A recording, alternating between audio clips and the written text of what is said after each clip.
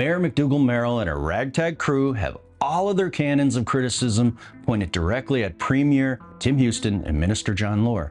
But what's keeping them from unleashing a few press releases, critical media interviews, or unflattering social media graphics over yonder towards CBU and President Dingwall?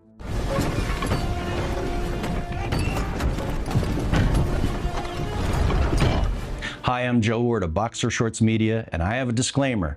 Before we proceed, I'm going to be upfront with you right out of the gate. When I start talking about political parties in a moment, I don't want you to mistake it for support of your preferred party just because I happen to take issue with another one that you don't like. So be advised, I can't stand partisans.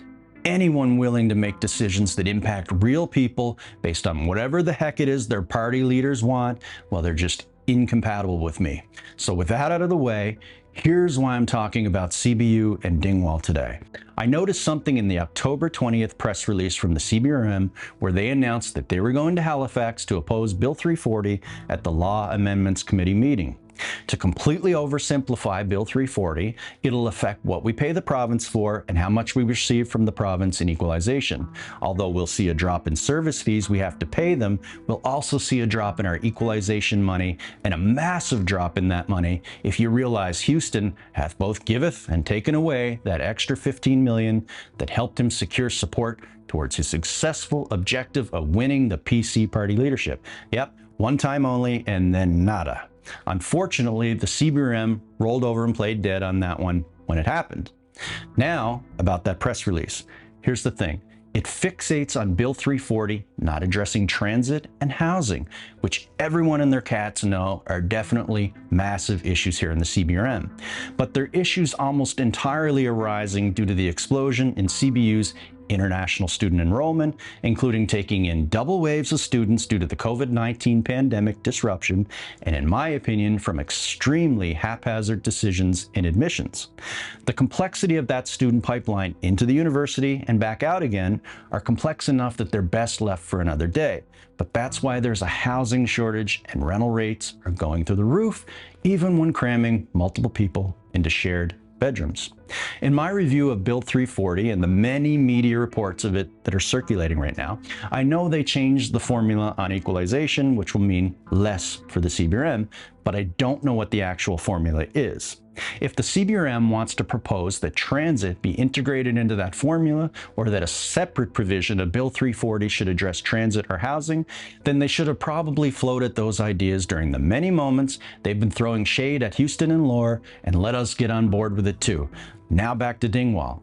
It's the CBU president and his team that are responsible for the decisions that led to the explosion of international students at CBU. That's why he earns in 1 year what many of us around here might earn in 5 to 10 years. That student explosion took us to the most impressive economic boost in this region that I can think of, but it eventually jumped the shark, sparked a housing crisis, and put massive stress on our transit system. So why isn't Dingwall getting the same critical feedback as Houston? Does Houston have the authority to cap enrollment at CBU himself? Recall that I told you before I don't like partisan politics, so rest assured there are no conservative flags attached to my truck, but there is real concern with the coziness with Mayor McDougall and the Liberals at both the federal and provincial level, because it has the potential to bias her work as mayor and prevent her from acting optimally in our best interests. On September 19th, 2021, Mayor McDougall published a photo of her meeting with Chrystia Freeland in her mayoral office. The next day just so happened to be the Canadian federal election. The same photo dump showed her with Mike Kellaway, a Liberal MP, Derek Mumberket, Liberal MLA, and CBU President David Dingwall, a former Liberal MP and a Liberal OG. I mean, she can try to describe that as coincidental, but the best I can do is give plausibility to it being poor judgment instead of partisan bias. If you're conservative, you're irritated by my observation just now. If you're liberal, you're inclined not to care. And if you're objective-minded, then you understand my point. Maybe there's no bias, but maybe there is.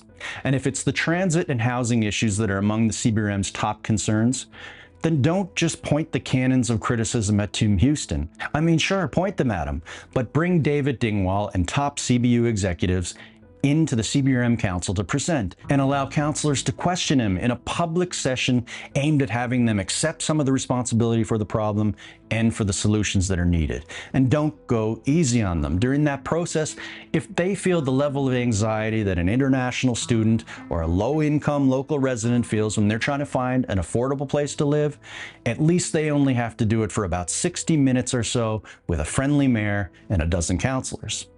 Please don't let your partisan leanings get in the way of holding anyone accountable that must be held accountable. If it's transit and housing, then Mayor McDougall, what are your demands for CBU?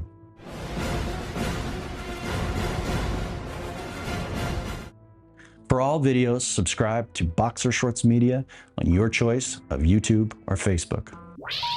Please hang up and try again.